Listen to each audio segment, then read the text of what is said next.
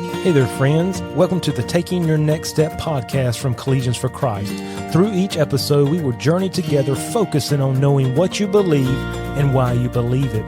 If you are eager, like I am, to strengthen your faith and take your next step now by joining us in today's episode. So is it for show or is it for love? Why do we do what we do? Jesus hammers in really on our motives and keeps hammering down on our heart and why we're doing what we're doing, the reason behind it, the motive behind it. The first part of chapter 6 in Matthew deals with alms, prayer, and fasting, and we keep seeing a common repeated phrase with each of these.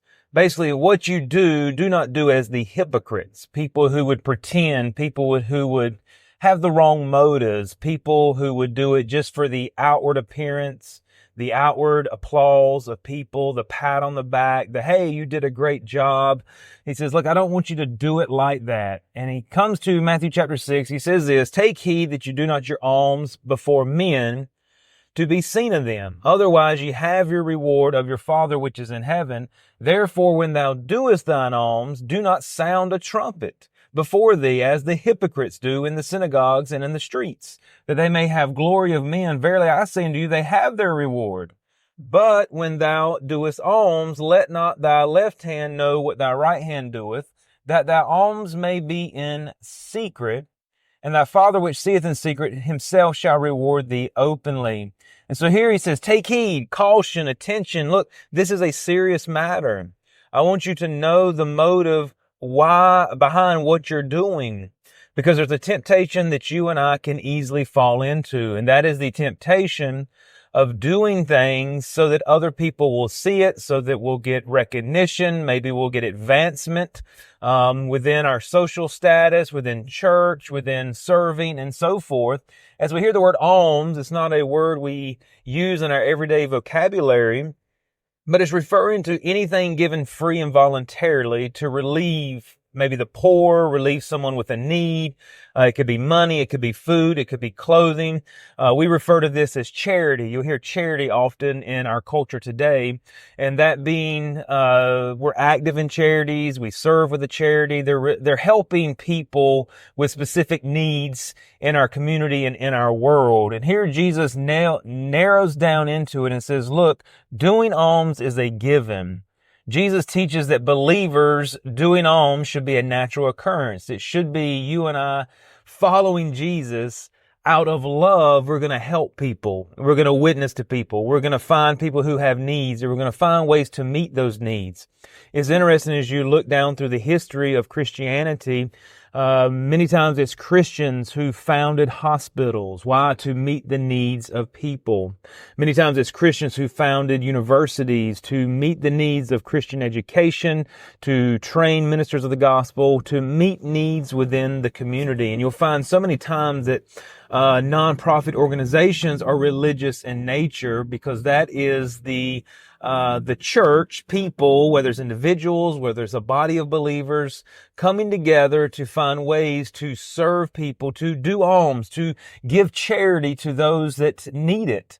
And so a true believer should be active in alms. And we would say this, a believer's faith will be seen in action. It's easy for us to say that, yes, I'm a follower of Christ, but our actions back up what we say. And if we say we're a follower of Christ, we're going to be doing things out of love, because that's what Jesus emphasized, how he loved the world. He gave himself for it. He sacrificed himself for it. He paid the ultimate price for the world. And he says, look, as a follower of me, you should be willing to serve others. You should be willing to give to others.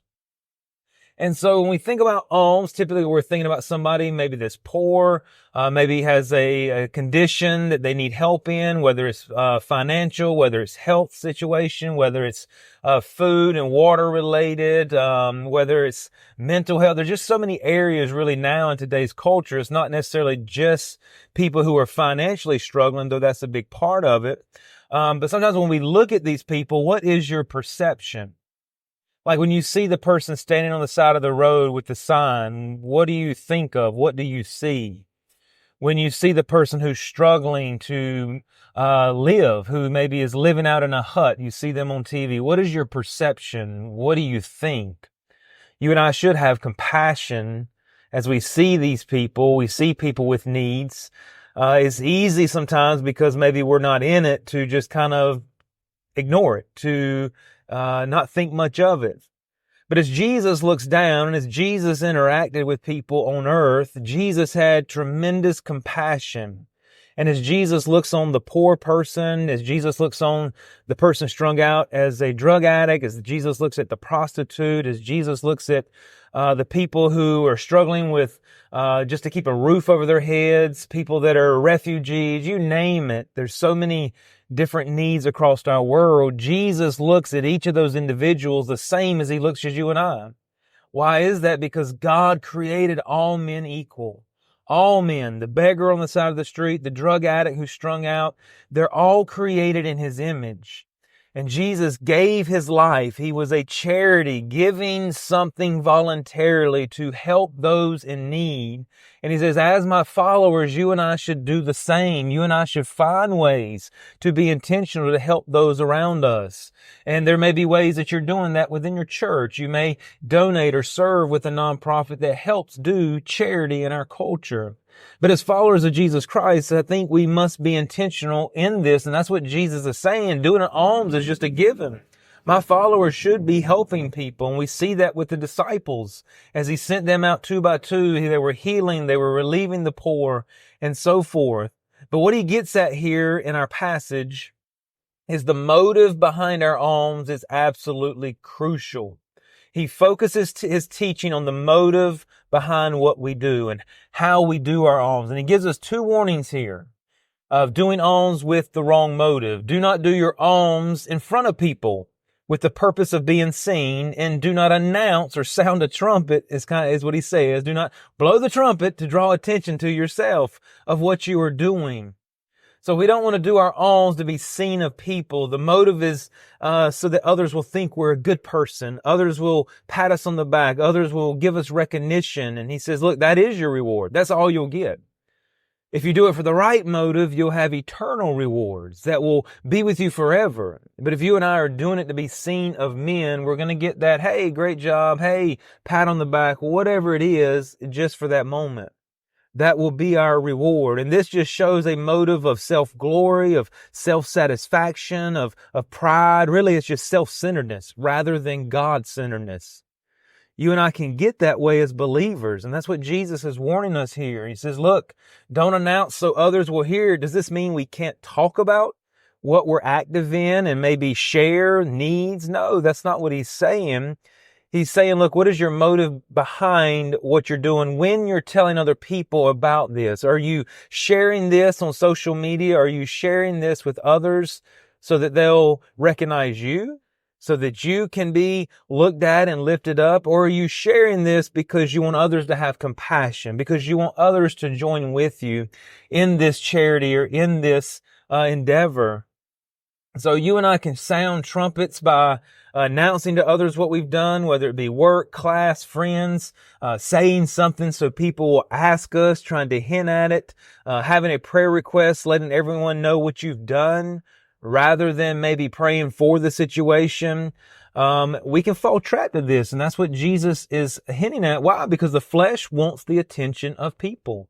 You and I are riddled with pride. The more I examine myself and examine my heart, the more I realize pride resides there. Flesh and self want to be seen. They want the glory. It wants to be in control. It wants the recognition, the applause, the commendation. It wants all of that, so I have to fight against that. And sometimes we have thoughts in our mind like, wow, why are you even thinking that? You did this out of a pure heart. Now your mind's trying to play with you to want people to see it. Or you get frustrated because you did something and nobody said anything. The pastor didn't announce it. The teacher didn't say anything, or whoever's in charge didn't recognize what you did. You know, there's few people, and I know some of them, that they do a lot and they never want to be seen. They want to remain anonymous. They don't want people to hear and know what they have done. And I think that is what Jesus is hinting at here It's for you and I to make sure we're doing it with the right motive, which is out of love. Is it for show or is it for love? Our motive should be love. Love for God, love for people, and love for our neighbor. Our motive should be love for Jesus Christ. Why? Because He loved us. And we're obeying His commands. And so when we think about alms, it's the secret alms that will be rewarded by God. It's interesting here that you and I can do a good work and not receive a reward from God. Wow, what a waste. To do something good, but not receive the reward for it. And I say a waste because then it's not the right motive. It's not that, okay, the thing you did good is null and void. No, you still did the good thing, but it's a shame to do it for the wrong motive, because then God is not honored. God says He will not reward. And so we're doing it for the wrong motive. And so as you and I consider what we're doing, we need to make sure we do it out of the right motive, out of love. You see, if our motive's wrong, we'll lose our reward. But if our motive's right, the Bible teaches God will reward us openly. Alms done in secret are those done specifically for Jesus. They're done in obedience to Him. They're done in obedience for Him. They're done just specifically as an offering to Him. I'm going to help this person, help this situation. I'm going to do whatever it takes here, and I'm doing it for Jesus. And He says, look, those seen by God will be rewarded openly. Now, there's different ways that God can reward us openly. Whether it be through blessings here on earth, whether it be through somebody does recognize what you did and they reward you here, or they give you advancement, whatever it is. There's so many different ways that God can reward us. But the question is this: why do you do what you do? Within your Christian life, we keep asking this question as we go through this study on the Sermon on the Mount, but why do you do what you do? What is your motive? And I'm checking myself, because too often it's for other people. It's for me to get the pat on the back. It's for me to be able to share that and say, look what I've done. We're in that culture of just posting and sharing stuff, and not saying it's all bad and all wrong, but sometimes the motive behind it is not all right. And so why do you do what you do? Is it for love or is it for show? Thank you for taking the time to listen. If this podcast has been helpful to you, please share it with a friend or subscribe to stay up to date on the latest episodes. You can connect with Collegians for Christ online for more information and resources at cfccampusministry.com.